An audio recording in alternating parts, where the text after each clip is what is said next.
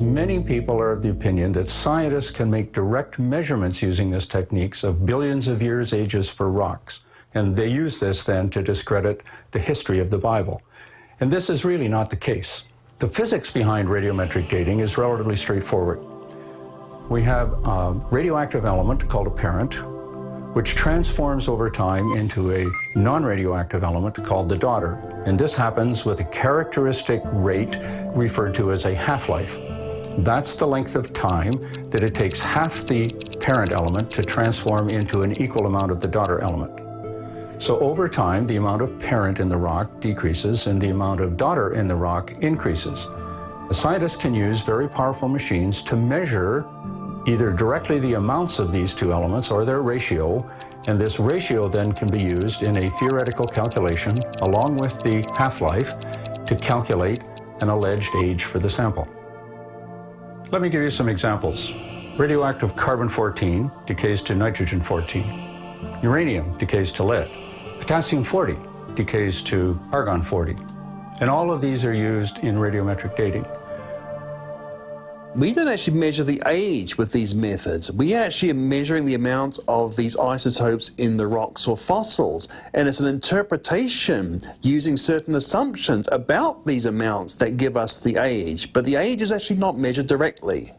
For many radiometric dating techniques, one of the assumptions is that there is no daughter element present in the rock when it is formed, which of course we can't know unless we're actually there and can take a sample of the rock immediately after it was formed and do an analysis. Now, a small amount of daughter present at the time the rock is formed, if the rock is actually billions of years old, will not have a very significant impact on the calculated age. But if the rock is actually only a few thousand years old, even a very, very tiny amount of daughter present at the time the rock is formed will have a huge impact and give the rock appearances of being billions of years old. Another assumption in radiometric dating is that the rate at which the parent element transforms to the daughter element has been constant over time. Now, this has generally been borne out by experiments in the past, but recently some scientists in the US and Europe determined that the transformation rate of at least some elements, notably cobalt-60, cesium-137, silicon-32, and radium-226, do indeed vary with time. Now, they don't understand why this is, but they have noted that the rate varies with the distance between the Earth and the Sun. Now, the importance of this with respect to radiometric dating is that the assumption that the transformation rate is constant is clearly not true in the short term, and therefore may well be not true in the long term, which of course would invalidate the calculated ages.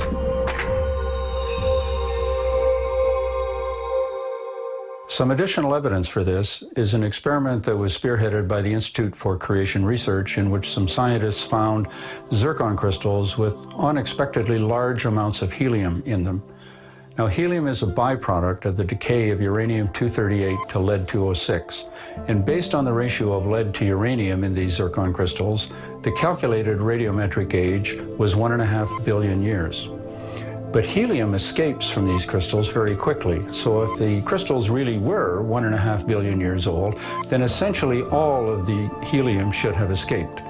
So the large amounts of helium that were found indicate that the crystals can't be 1.5 billion years old, and maybe the transformation from uranium to lead-206 was faster in the past.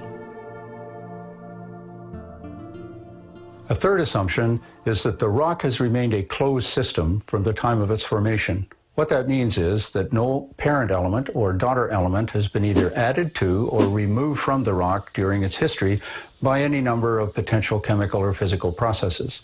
For radiometric dating to be valid, all of these assumptions must be true. If they are not, the results are not reliable. The standard way that an old-age geologist provides a date for a fossil, say that dinosaurs died out 65 million years old, is not by dating the fossil itself, but by dating the rocks that are nearby the fossil and using the dates of the rocks as a bracket. They'll use radioactive dating methods to say that this rock is 65 million years old, there's dinosaurs underneath them, therefore the dinosaurs can be no younger than 65 million years old. An interesting question to ask would be whether or not radioactive dating methods that are applied to the fossils actually correspond to the radioactive dating methods that apply to the rocks. If the two are in agreement, then perhaps an old age geologist has a strong argument for the age in fossils. But if you get two different ages for things that are supposed to be the same age, then either one is right, the other is right, or neither one is correct. Many people think carbon dating can be used to date things that are millions or even billions of years old. However, because of its half-life, carbon dating can only be used theoretically to date things that are at most a few tens of thousands of years old. Because after that length of time, so much of the carbon-14 is decayed that there's not enough of it left to be detected, even with today's modern instruments.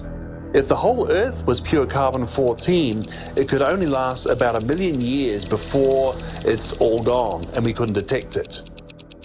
And yet, we repeatedly find carbon-14 in objects which are claimed to be millions and even billions of years old, including diamonds. But the fact that we're finding carbon-14 shows they can't be millions or billions of years old.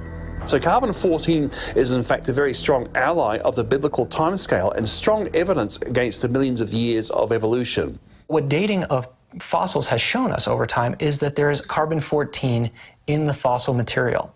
This is true whether or not they are fossils of mosasaurs, or fossils of seashells, or fossils of petrified wood, or any of the varieties of fossil fuels that we have, especially coal and oil and natural gas. Samples of these have been analyzed since the 1970s and consistently show us ages that there shouldn't be if they were in fact millions of years old. Coal is a particularly interesting case for carbon-14. Coal is the remains of plants that have been compressed, and so they were part of the ecosystem and had an active connection to carbon-14. It's found globally, and it's found throughout the geological record. When creation scientists sampled coal seams from different places and analyzed them for the amount of carbon-14, they found that regardless of where they were collected or from what layers of geology they were found, they all registered statistically the same amount of carbon-14. So with the coal seams, rather than providing evidence of gradual deposition and formation of coal over tens or hundreds of millions of years, the identical amounts of carbon-14 in all of the samples that were collected actually shows that they were all buried within the recent past.